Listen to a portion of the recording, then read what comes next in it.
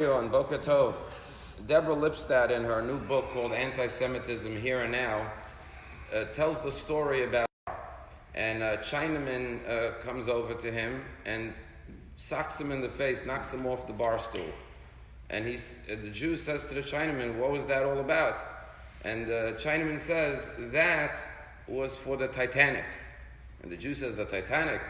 What does that have to do with the Jews?" "That was an iceberg." And Chinaman says, "Well, iceberg, Goldberg, Steinberg, it's all the same." So a few minutes later, the Jew socks the Chinaman in the face, knocks him off the bar stool. The Chinaman says, "What's that for?"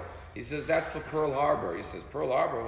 That was the Japanese, not the Chinese." He says, "Japanese, Chinese, Taiwanese, it's all the same." And the point that Deborah Lipstadt makes is that anti-Semitism is not rational. And therefore you can't respond to it with rationality, because when people are irrational, you can give them all the rational reasons why their hatred is not rational. It makes no sense. But they're never going to understand, because it's not based on rationality. And therefore the only way to fight anti-Semitism is with Jewish strength, to not allow anti-Semites to carry out their evil design.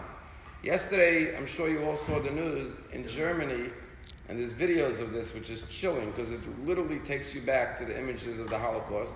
A gunman dressed in full gear, with a rifle, comes to a door that says Synagogue next to it. On Yom Kippur, the holiest day of the year, a shul that had about 100 Jews davening in it, and he starts shooting with a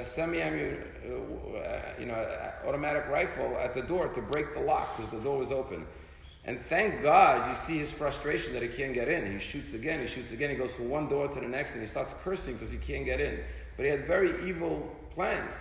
Thank God the door was bolted well and he couldn't get in. And tragically, he killed 2 people in the street, but thank God he didn't get into the synagogue. And when you see this, you say, 80 years after the Holocaust, this is what's happening again? And we just read it 2 minutes ago in the Torah reading. Moshe Rabbeinu says in the Torah reading of this week's parsha, Zechor yemot olam, binu shno dor vador. Remember the days of old. Understand the message from generation to generation, the years of our past. Sha'al avicha, ask your father and your grandfather, and they will tell you what happened then. And remember to learn from them. You know why? Because it will repeat itself in every generation. As the Torah says, Milchamal Hashem b'Amalek midor dor, the war against Amalek and those who want to destroy the Jews will never end from one generation to the next.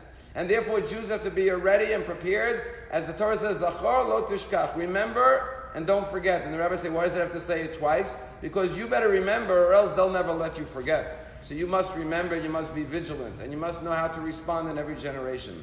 And it's interesting, Rabbi Jonathan Sachs points out that in Hebrew there's no word for history. That's why in Israel, Israelis, when they say history, they say historia. It's the English word with an Israeli accent. Why is there no word for history? Because we don't believe in history. You know what we believe in? Zachor, remember. There's a difference between history. History is once upon a time this happened. But it's not me. It happened a long time ago to people many years ago. Zechira means this is my story. I better know this story because I learned this from my experience, because it's going to repeat itself in our generation. But we're now going to the holiday of Sukkot. And what is the holiday of Sukkot all about? The schach, the clouds, the divine protection. And what do we celebrate every year? That Hashem protected us with His shade, which protected us not only from the sun, but from the enemies all around us, because the clouds of glory were on all 4 sides and above. And we know that from our very inception, the minute we left Egypt, there were those who were shooting arrows and trying to hurt us and destroy us. But God protected us then, and so too, if we remain true to the Torah and to the mitzvot, and we continue to remember the lessons of our past, we will remain strong, and we will never allow something like what happened in 1939 to happen again, as we promised never again. And we saw yesterday that Jews protected themselves, and they were able to protect themselves in the synagogue, and we will continue to protect ourselves and protect Jewish life all over the world. Thank God we have Eretz Yisrael today, and we have strength, and we will continue with the protection of Hashem and our own self-defense to continue to make sure that Jewish life is always holy and sacred, and never again something as tragic as what happened that brought back images from yesterday's shooting should ever happen again. When we go to Sukkot, we sit in the Sukkah, and we know that as Rimim Hashem, our trust and our confidence and our protection is from Hashem.